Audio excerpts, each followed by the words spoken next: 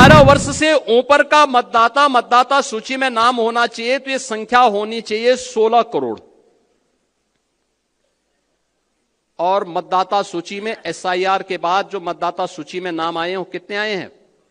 12 करोड़। मैं अभी गया था एक जनपद में, वहां की मतदाता सूची में जो एसआईआर के फॉर्म भरे हैं बहुत सारी विरोधियों ने, उसमें कुछ बांग्लादेशियों के भी नाम है। एक सज्जन का नाम था, उसकी उम्र 20 साल, उसके पिता की उम्र 30 साल और उसके ग्रैंडफादर की उम्र 40 साल। तो मैंने कहा ये कौन नए नमूने आ गए। देखो, वर्तमान में भारत निर्वाचन आयोग के द्वारा एसआईआर की कार्रवाई हो रही है, चल रही है ना, सब जगह चल रही है ना, पूरे प्रदेश भर में, क्या नगर का गांव, क्या बूथ, चाहे मंडल, कुछ भी हो, है ना? सब लोग सहमत है ना? सभी लोग सहमत है ना? चल रहा है ना? और जब मैं आपसे पूछ दूंगा कि क्या उसकी क्या गति चल रही है, तो आप में से हर व्यक्ति बोलेगा कि हमारे यहां 98% हो गया, कोई बोलेगा 99% हो गया, कोई कहेगा हमने 100% कर लिया। यही तो बोलेंगे ना, लेकिन ये सच्चाई नहीं है, ये सच्चाई नहीं है। ये शुद्ध नियत से मतदाता सूची की शुद्धिकरण का और लोकतंत्र के सशक्तिकरण का एक बहुत अच्छा अवसर है। जो चुनाव के बाद अक्सर शिकायत होती है कि साहब मेरा नाम मतदाता सूची में नहीं है या मेरा बूथ 5 किलोमीटर दूर कर दिया गया था, उसका समाधान का एक अवसर है। और वो अवसर इसलिए मैं कह रहा हूं, उत्तर प्रदेश की आबादी है 25 करोड़। कितनी है? 25 करोड़। 25 करोड़ की आबादी में मतदाता सूची में नाम होने चाहिए कुल 64%। 64 से 65% लोग ऐसे होने चाहिए, ऐसे होंगे जो 18 वर्ष से ऊपर के होंगे। 18 वर्ष से ऊपर का हर वयस्क मतदाता जो उत्तर प्रदेश का निवासी है, वह मतदाता सूची में नाम उसका होना चाहिए। होना चाहिए कि नहीं होना चाहिए? यही है ना? अब 18 वर्ष से ऊपर का मतदाता सूची में नाम होना चाहिए, तो यह संख्या होनी चाहिए 16 करोड़। और मतदाता सूची में एसआईआर के बाद जो मतदाता सूची में नाम आए हैं वो कितने आए हैं? 12 करोड़। ये 4 करोड़ का जो गैप है,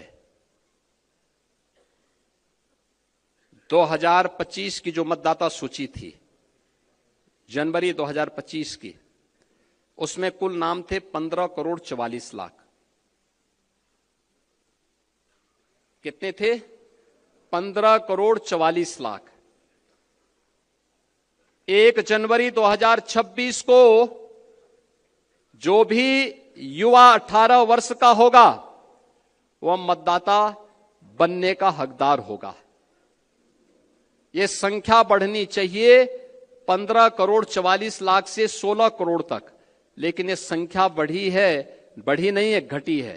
15 करोड़ 44 लाख से घट करके ये हो गई है 12 करोड़। ये जो 4 करोड़ का गैप है, ये मिसिंग है। ये आपका विरोधी नहीं है, इसमें से 85 से 90% आपका मतदाता है। याद करना, आपका मतदाता है। और उसमें 4 कैटेगरी में आपको देखना है। 4 कैटेगरी।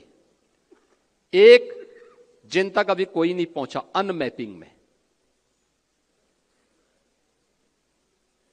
संजोग से भारत निर्वाचन आयोग ने 14 दिन का नया समय बढ़ाया है, यानी आज के दिन से अगर आप लेंगे तो आपको 12 दिन का नया समय मिला हुआ है। ये 12 दिन का बेहतर उपयोग। ये काम याद करना, चुनाव का काम, चुनाव का परिणाम विधानसभा में, लोकसभा में आता है, लेकिन चुनाव लड़ा जाता है बूथ पे, जिसके लिए प्रधानमंत्री जी कहते हैं कि बूथ यानी मेरा बूथ सबसे मेरा बूथ सबसे, क्योंकि लड़ाई बूथ पे होती है, इसलिए वो मजबूत होना चाहिए। होना चाहिए कि नहीं होना चाहिए? अब मैं आप सबसे कहूंगा, अब ड्राफ्ट सूची आ रही है आपके पास, आने लग गई, उसकी नकल मिलने लग गई, उसका एक बार अवलोकन कर लीजिए। और ये बूथ पर वो कोई भी पदाधिकारी, राष्ट्रीय पदाधिकारी हो, प्रदेश का हो, क्षेत्र का हो, जिले का हो, मंडल का हो, शक्ति केंद्र का हो, ये सभी लोग अपने बूथ की मतदाता सूची को एक साथ मिलकर के अवलोकन करें। एक बूथ पे बहुत होंगे, 250 से लेकर 250 तक घर होंगे। आसानी से वहां का कार्यकर्ता ये देख सकता है कि कौन छूटा है, कौन फर्जी है, कौन मृतक है, कौन शिफ्टेड है और कौन यहां से जा चुका है।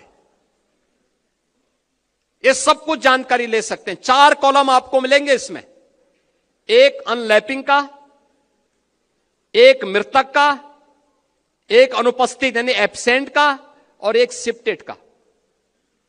कौन शिफ्टिंग कौन शिफ्ट हो चुका है, इसकी भी सूची होगी। उन नामों को अवलोकन कर लीजिए।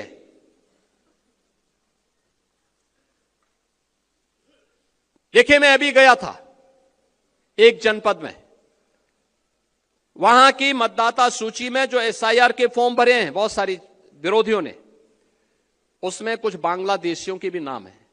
आप मुझे बताइए, एक जगह तो यह भी मैंने देखा, एक सज्जन का नाम था, उसकी उम्र 20 साल, उसके पिता की उम्र 30 साल और उसके ग्रैंडफादर की उम्र 40 साल। तो मैंने कहा ये कौन नए नमूने आ गए। देखो, आप जब देखेंगे तब आप मुझे बताइए, 10 साल की उम्र में किसी का बच्चा होगा क्या? लेकिन यह भी फॉर्म भरा गया है। यानी बेटे की उम्र 20 साल, बाप की उम्र 30 साल और उसके ग्रैंडफादर की उम्र 40 साल। तो मैंने कहा तब तो ये कई पीढ़ियां देख चुके होंगे भाई। आप मुझे बताओ, अगर सबसे बड़ा व्यक्ति 90 साल का होगा तो इताई उससे पहले तो कई पीढ़ियां होंगी। वो तो पूरा गांव ही एक परिवार बसा देगा, एक ही परिवार गांव बसा देगा। हमें इस समय उसको देखना होगा। यह भी फर्जी हुआ है। नाम कहां से? पश्चिमी, यानी उसमें दिनेजाकपुर, नौगांव असम, और मतदाता बने हैं संभल में। क्या मतलब है?